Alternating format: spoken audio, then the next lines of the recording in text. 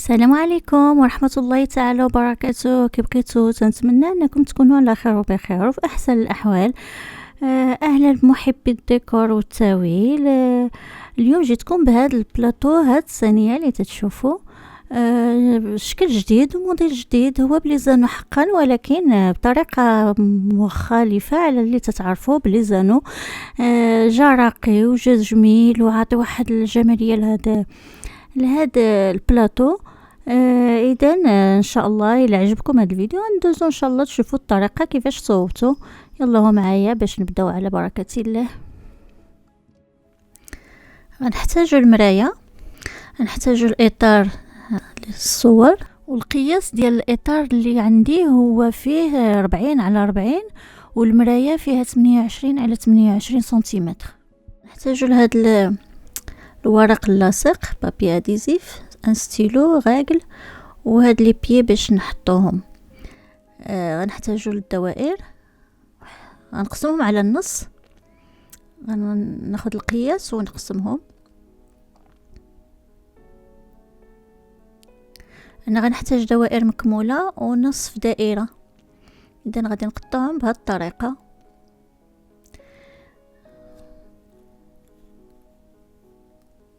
غنحتاجو لاكول مقص بطبيعه الحال وستخاس. هنا غادي غنبدا نحل الكادر، نحيد له ديك المسامر، غادي نحلو، نحيد منه ديك الورق، نحيد له الزجاجه ديالو، ومن بعد غادي نغلف الجوانب ديال هذا الكارطون، لو فون ديال ديك الكادر نغلف غير الجوانب. غادي نقطع البابي اديزيف عاوتاني غادي نقطعه على زوج باش غادي نغلف الجوانب ديال الكادر.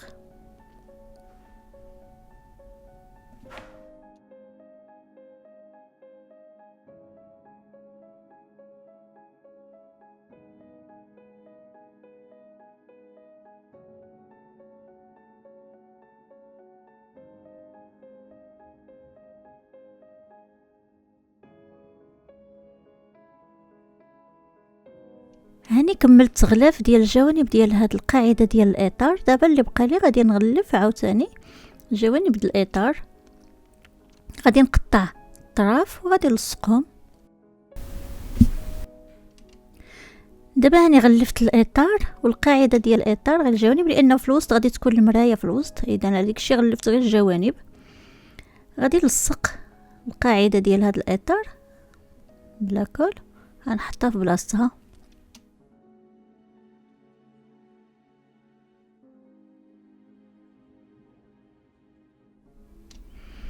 هاني كملت غلاف ولصقت القاعده ديال الاطار، كملتو. دابا غادي ندوزو لهاد الدوائر، غادي نغلفهم حتى هما بهاد البابي اديزيف. غادي نبقى ندور ديك الاشرطه على هاد لي زانو والدوائر حتى نكملهم.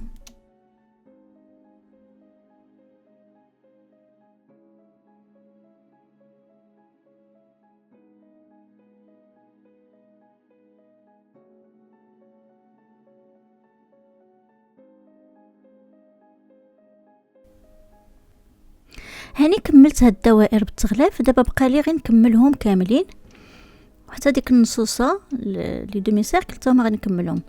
دابا غادي نحط المرايه في بلاصتها، غادي نلصقها نحطها في بلاصتها باش من بعد غادي نتكلف بالدوائر خصني نكملهم بالصواب بالتغلاف. اذا غادي نلصقها في بلاصتها المرايه. كملنا.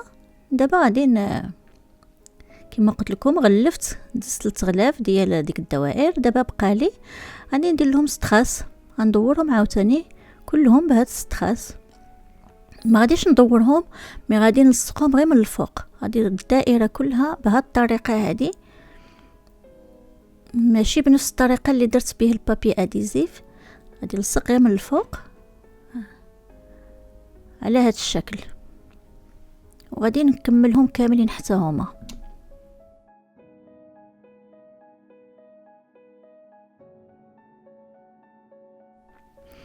هانتوما تتشوفوا الشكل ديالو كي جا لانو هنا غادي نبدا نلصق في ستراس، غندير الدوره كلها.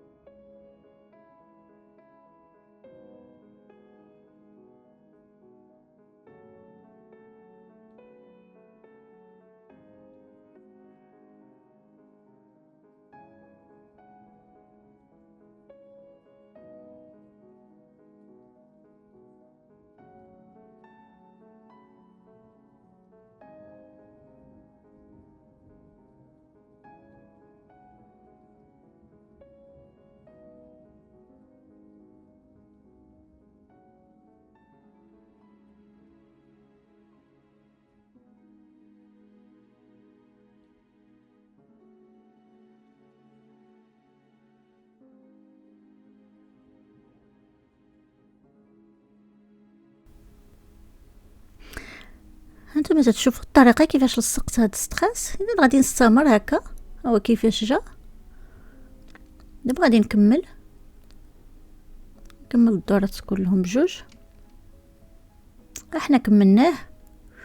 دابا غادي نقلب وغادي ندير الرجيلات، غنبدا نلصق في ديك الرجيلات. هاد لي بوطون ديال البلاكارات ترونسبارون اللي تنستعمل دائما.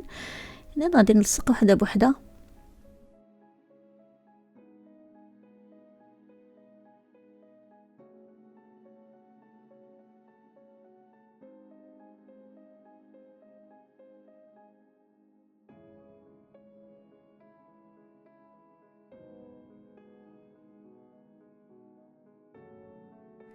احنا لصقنا الرجلين، هاد الرجيلات. دابا غادي ندوزو للمرحله الاخيره، وهي هاد لي زانو غادي نتكلفوا بهم. هنا هذه هي الطريقه باش صوبت هاد لي زانو، هاد الدوائر. غادي نقبط وحده وحده وحده. غادي نحط 3 ديال الدوائر، وهادوك النصوصه نصف دائري هما اللي غادي يجيو في الوسط. اذا على هاد الطريقه غادي نصوبهم. هنايا خديت واحد الغلو باش نقادهم، باش من بغي نلصقهم بعضياتهم. قادتهم بهذه الطريقه، ومن بعد غنبدا نلصق.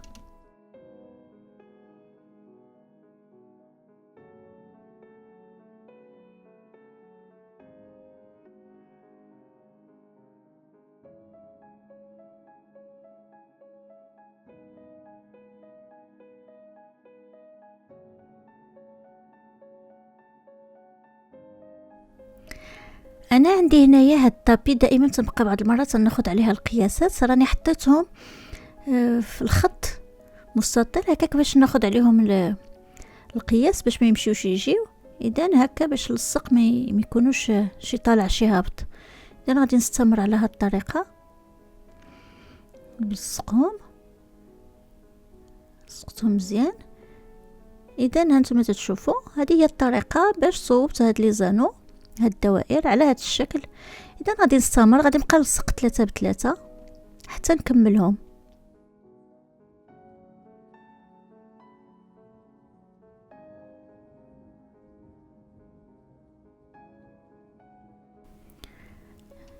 هنايا غادي نستمر حتى نكمل هادوك كما قلت لكم. وهاد النصوصه غادي نستعملهم من بعد في القنوته. 4 ديال الدوائر اللي بقاو لي. غادي نقبض دابا هاد الاحجار، الحجم ديالهم صغيور. غادي نديرهم في ديك الدائره اللي ركبت من اللور، باش هكاك ديك تلاصق الملاصقه اللي تتبان. ندرقها بديك الاحجار نتوما تشوفوا، باش يعطي واحد الرونق، باش ما يبقاش ديك الخدمه ديال تتبان ديال ستراس. اذا هذيك هي علاش درت ديك الاحجار. هنايا غادي نبدا نلصق في المرايه ديالي. غنخلي القياس ما بين الجوانب من هنا ومن هنا، باش كما تشوفوا خليت الجوانب شويه من هنا وشويه من هنا، وعاد لصقت في الوسط. غادي نستمر. هذوك الدوائر ديالي اللي ملصقه غادي نلصقهم ب4 من الجوايه ب4.